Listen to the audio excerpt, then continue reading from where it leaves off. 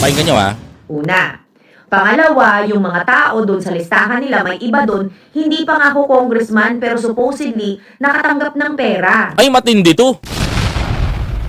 Kontraktor sa kontraktor. At ang naman din na magpapaniwala sa sinasabi nilang kwentong hindi buo dahil imposible na hindi kasama doon ang mga congressman kung saan may mga projects sila. Ayan, actually binanatan na rin ni Jam Magno dito yung ilang mga kongresista eh. Kumbaga pinatamaan niya na rin dito para sa pulin na rin talaga. Tama naman yan. Pwede ba yun, negosyante ka? Magbibigay ka ng pera pero wala kang makukuha?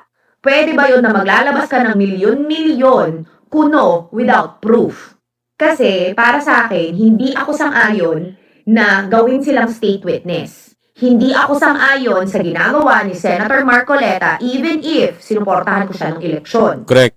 Hindi po personal ang hindi ko pagsang-ayon. Alam mo to si Mark mga kababayan ko, tama yung sasabihin ni Jam Magno dito. Bakit kaya si Mark yung init niya nung panahon nung tinatapos yung pinababagsak yung ABS-CBN, ang sobrang init nito.